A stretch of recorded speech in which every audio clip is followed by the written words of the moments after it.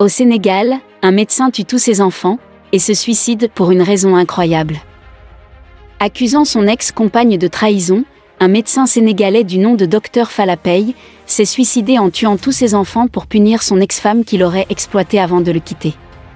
Voici toute l'histoire. C'est le drame qui est sur toutes les lèvres actuellement au Sénégal. Le docteur Falapey, médecin de profession, a décidé de décimer toute sa famille. L'homme qui avoisine la cinquantaine a mis fin à ses jours, après avoir tué les 3 enfants qu'il a eus durant son union avec la femme qui a déchaîné sa colère. Cette dernière l'avait quitté pour trouver bonheur ailleurs, sa plus grande déception. Pas question pour lui de rester muet devant cet affront d'une femme orgueilleuse, têtue, rancunière, nerveuse, froide, caractérielle, ingrate, méchante, manipulatrice et malhonnête, a-t-il écrit sur les réseaux sociaux. Le médecin confie lui avoir tout donné alors qu'elle se servait de lui. Autant de raisons qui semblent l'avoir poussé à commettre l'irréparable pour un but qu'il avait pris la peine de mentionner dans une lettre trouvée après sa mort. Il ne faut pas qu'il y ait une descendance de ce mariage sans amour. Trouve-toi un mari qui t'aimera, peut-être, et vous ferez d'autres enfants. Tu m'as dit avoir réfléchi à tous les cas de figure, mais tu ne t'attendais pas à une telle éventualité. Visiblement, il y en a un qui t'a échappé, a écrit Dr Falapey dans la lettre. Selon les premières informations recueillies par les forces de l'ordre, les enfants seraient morts suite à une injection létale. Il s'est ensuite suicidé. Il accuse en effet cette femme de l'avoir privée de sexe pendant 42 jours, alors qu'elle se livrait visiblement à d'autres personnes selon des sources. Dr Falapey raconte dans sa lettre comment elle est devenue sa femme. À lui en croire, la nommée Ndeye Awa Diagne avait d'abord refusé de l'épouser en 2004 au motif d'un autre engagement marital, en tant que seconde épouse. Elle était ensuite revenue après 3 ans de silence pour accepter l'offre. Elle avait souhaité que le mariage se fasse rapidement.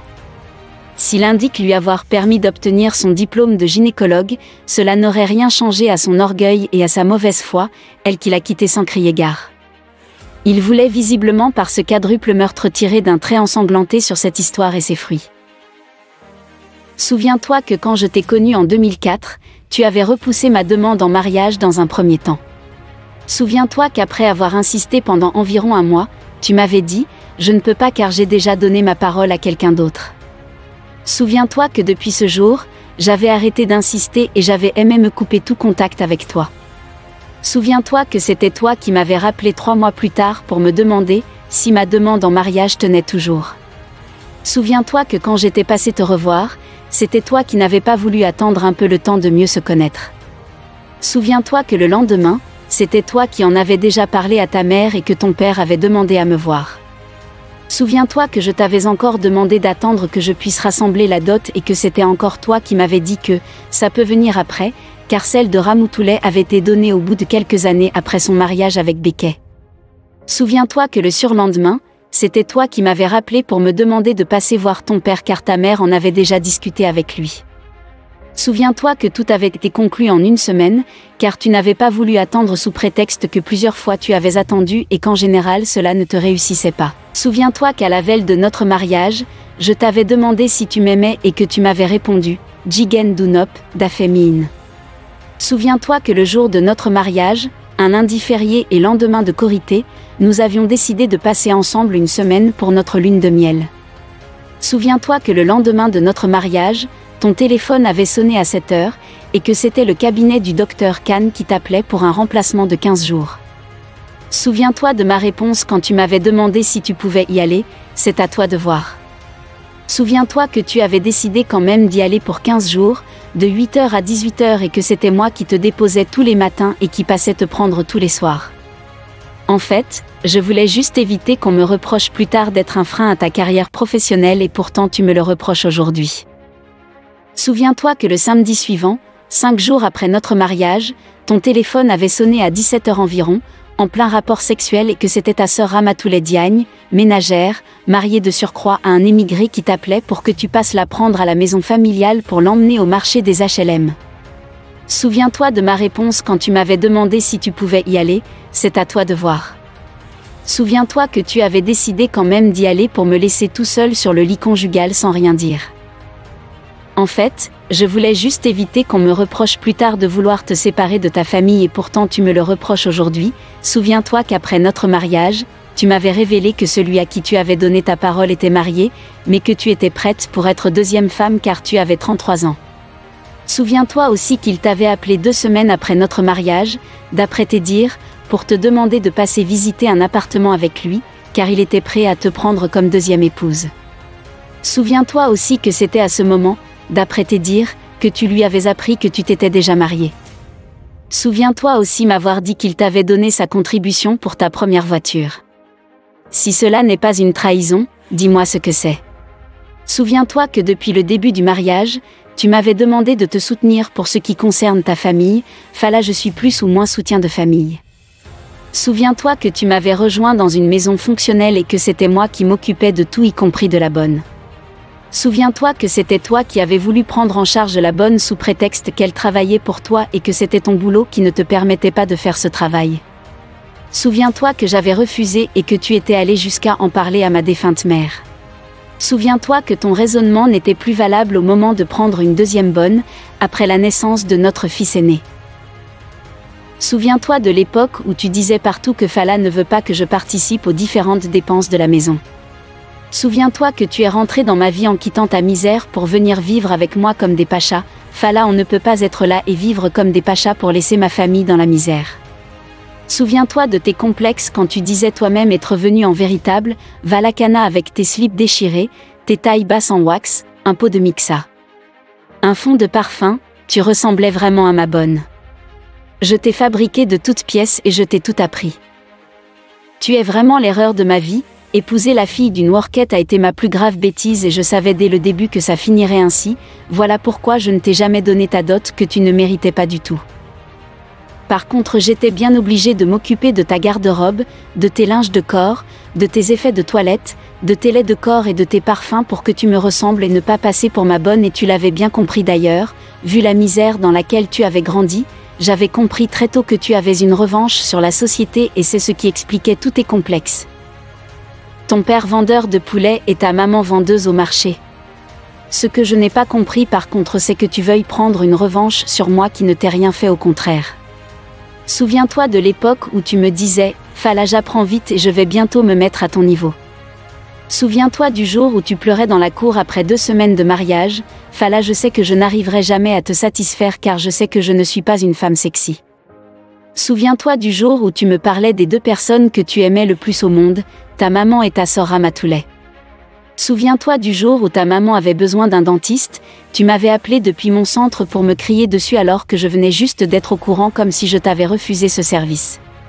Souviens-toi du jour où j'étais passé remettre à tes parents la somme de 30 000 francs environ en période de Ramadan, tu m'avais appelé depuis l'hôpital des Parcelles Asseni pour encore me crier dessus sous prétexte que la somme était dérisoire. Pendant des années je leur avais donné à peu près la même somme au début du Ramadan, le jour de la Korité et le jour de la Tabaski. Ce jour-là, tu avais même fait tes bagages pour retourner chez ta mère où tu avais passé la nuit. Souviens-toi de la période de Soprim où tu m'avais boudé pendant plus de 2 semaines, pour subitement faire le premier pas une nuit et pour la première fois. Je n'avais compris ton attitude que le lendemain, quand tu m'avais dit que ta mère devait passer la journée à la maison. Je n'ai jamais vu une maman venir passer des journées chez sa fille habitant seule avec son mari, de telles pratiques n'existent encore que chez vous. Combien de fois tes sœurs sont venues perturber notre intimité de couple? Souviens-toi de la période où tu prenais ta température corporelle tous les jours à 5 heures du matin, et que tu me réveillais dès que ton pic était atteint pour te faire l'amour, pas par envie, mais juste pour faire des enfants. Souviens-toi du jour où je t'avais demandé pourquoi tu ne répondais pas quand je te disais « je t'aime ». Tu m'avais dit que tu ne répondais pas car je ne le disais qu'au moment de faire l'amour. Souviens-toi du jour où je t'avais demandé pourquoi tu ne gémissais pas lors de nos rapports sexuels.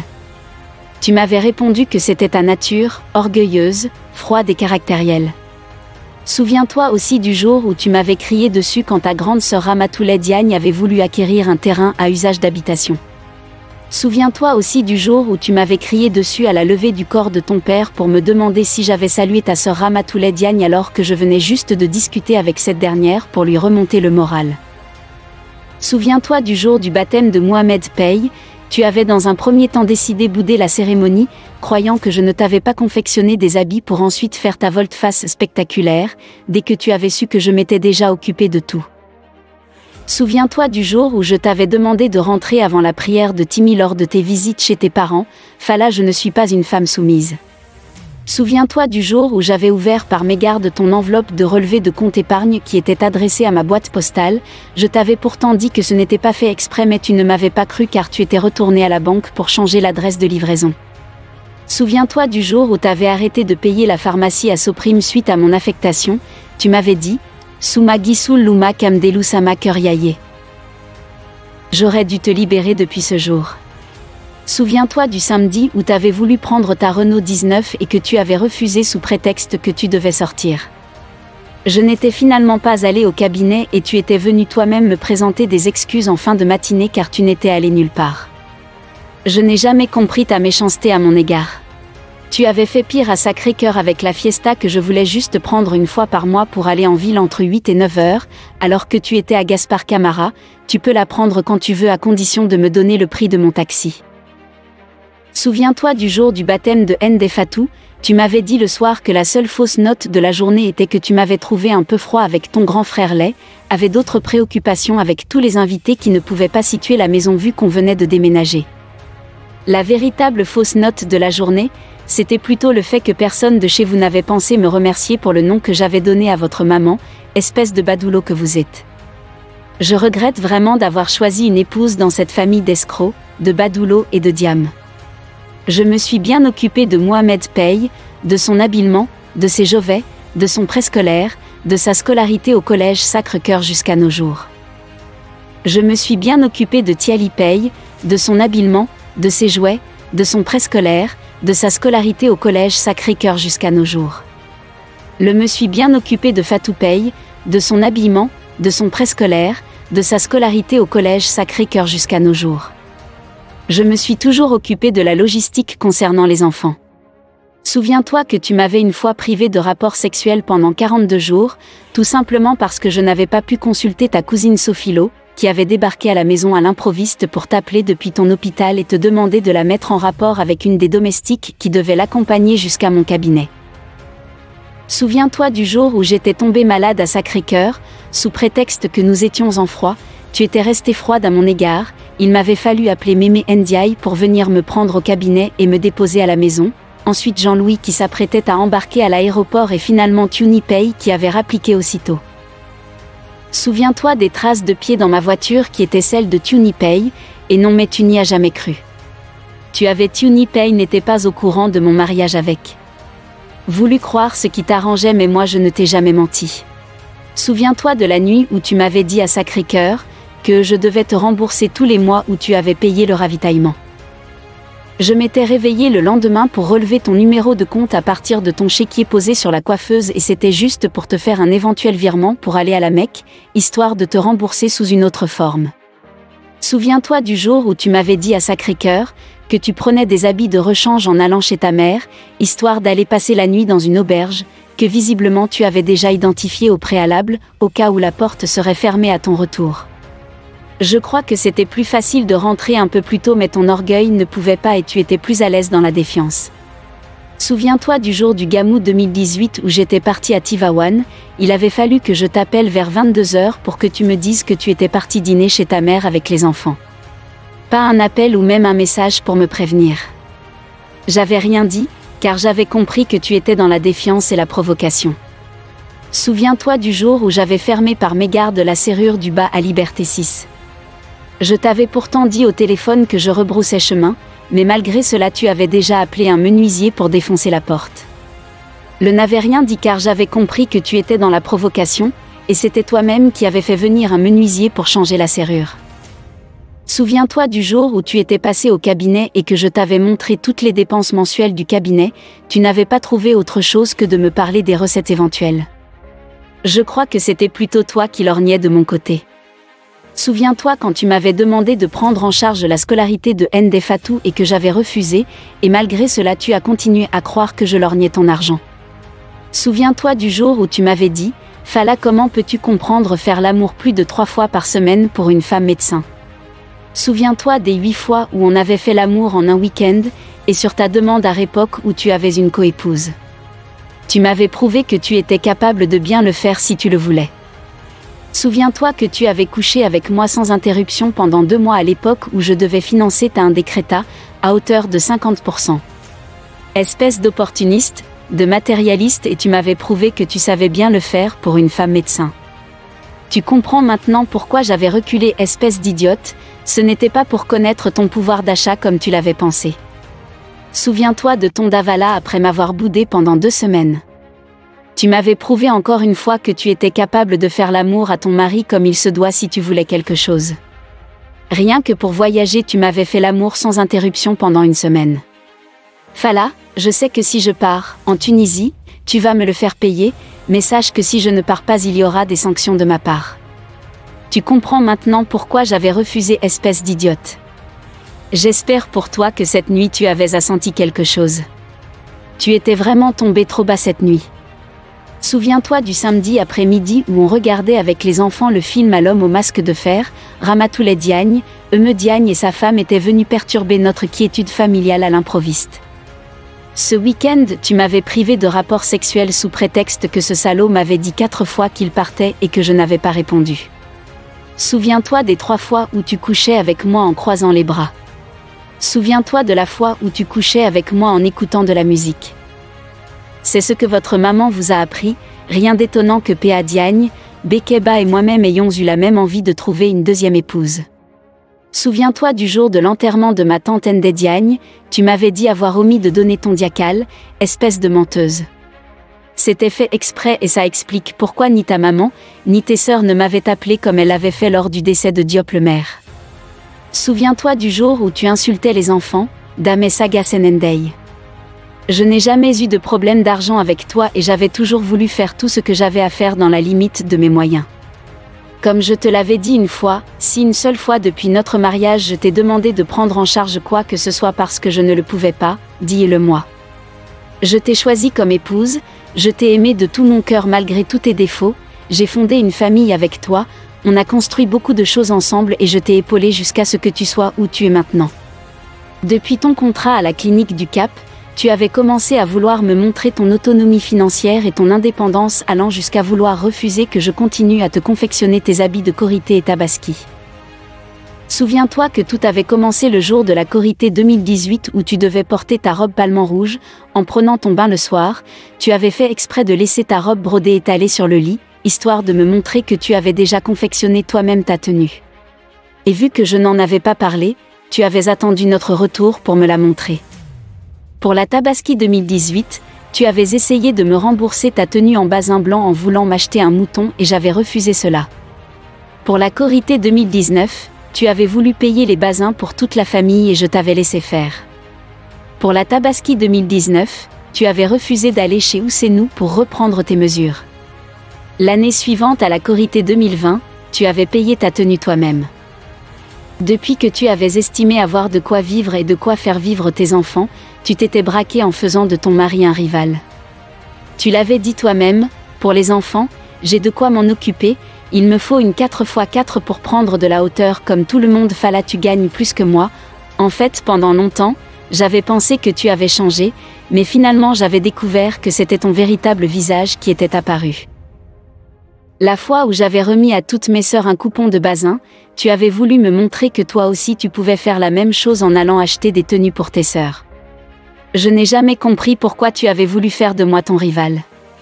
Tu as passé toute ta vie à t'occuper de ton travail, de tes études, de ta carrière, de ta maman et de tes sœurs. En fait, c'est ton éducation, ton caractère et tes complexes qui ont détruit ton ménage. Tu es trop orgueilleuse, têtue, rancunière, nerveuse, froide, caractérielle, ingrate, méchante, manipulatrice et malhonnête et tu le sais mieux que moi pour l'avoir reconnu toi-même lors de notre dernier entretien. Avec un autre homme ton ménage n'aurait pas tenu 1 an et tu le sais mieux que quiconque. Ta famille que tu mets au premier plan et qui passe toujours avant ton mari, ne t'a pas rendu service non plus. C'est en découvrant ce certificat médical daté d'octobre 2016, que j'ai constaté avec le recul que tu avais pris la décision de partir depuis cette date où tu venais de commencer à la cynique du Cap. C'est ce qui explique pourquoi tu étais toujours dans la provocation et la défiance afin de me faire passer pour un homme violent. Problème de 2017, Gamou 2018, porte défoncée, tes bras croisés, tes écouteurs, ton voyage de Tunisie. Maintenant que tu es autonome et indépendante, tu as d'abord choisi de me cacher tout ce qui te concerne, avant de choisir de tourner la page. Quelle éducation vertueuse! Tu vois que malgré tout ce que tu m'as fait, je n'ai pas dit grand-chose et je n'ai jamais demandé le divorce. Au contraire, j'avais oublié beaucoup d'événements, il m'a vraiment fallu revisiter le passé pour pouvoir me souvenir de certaines choses. Moi j'ai toujours su que le mariage était sacré et qu'on ne divorce pas pour un oui ou un non. Fala, le mariage c'est un projet, pour toi c'est le divorce qui a toujours été un projet. Tu as une roche à la place du cœur, ceci explique pourquoi il t'est si facile de remplacer un homme par un autre, de bouder ton mari pendant des semaines ou de le quitter. Tu viens aussi de trahir celui qui a tout fait pour toi, qui t'a donné 3 enfants adorables et qui t'a épaulé jusqu'à ce que tu sois gynécologue. Ton père et ta mère réunis n'ont pas fait pour toi le 10e de ce que j'ai fait. Tu t'es bien servi de moi comme géniteur pour faire des enfants. Tu ne mérites pas ces enfants, je les emmène avec moi car tu n'as pas fait le 10e de ce que j'ai fait pour eux, tu ne mérites pas d'avoir des enfants qui portent mon nom. Fais ce que tu veux de ta misérable vie. Tu as choisi de tout foutre en l'air pour rejoindre la misère, d'où tu viens, fais-le comme tu veux mais sans mes enfants. Le mari qui t'a toujours épaulé passe maintenant pour un torchon usagé. Fala, j'ai tourné la page, plus rien ne doit nous lier à présent puisque tu as tourné la page. Fala, on n'a plus rien à se dire, nous n'avons plus rien à nous dire, tu avais raison. Je n'ai jamais rien demandé, en réponse à tout ce que j'ai fait pour toi, ma famille aurait pu les gérer à ta place, en réponse aux enfants que j'ai toujours gérés pour que tu ailles étudier ou travailler, Fala, tu aimes tout ce qui t'appartient, Fala, tu es victime de ta suffisance, Fala, tu es trop rancunier, le jour où je sortirai du salon ce sera pour rejoindre mon appartement. Fala, pour ce coup-ci le divorce est inévitable, pensons plutôt à comment faire pour arranger plus tard. Fala, laissons faire le temps, tu croyais que j'allais passer le restant de ma vie à te courir après, tu veux reprendre à zéro et refaire ta vie, alors trouve-toi un autre mari que tu aimeras, je l'espère pour toi, et fais d'autres enfants. Tu m'as dit avoir pris tes responsabilités quand tu es parti, c'est à mon tour de prendre les miennes. Il ne faut pas qu'il y ait une descendance issue de ce mariage sans amour car j'ai été pour toi une roue de secours. Tu m'as dit avoir réfléchi à tous les cas de figure, visiblement il y en a un, qu'il avait échappé. Jusqu'au jour d'aujourd'hui, je ne vois pas ce que j'ai fait pour mériter d'être séparé de mes enfants de la sorte. J'ose espérer que pour une fois de ta vie, tu diras la vérité sur les motivations réelles de ton divorce au lieu de te réfugier derrière mon caractère impulsif et imprévisible que tu as supporté pendant 15 ans. Pour la fille de Sadibou Diagne et de Fatou Sow. Adieu Ndeye Awa Diagne. Cette histoire est trop touchante, comment un père peut-il tuer ses propres enfants? Pourtant censé veiller sur eux. Alors les amis, laissez en commentaire ce que vous en pensez de cette histoire, sûrement l'une des plus tragiques en cette fin d'année 2021.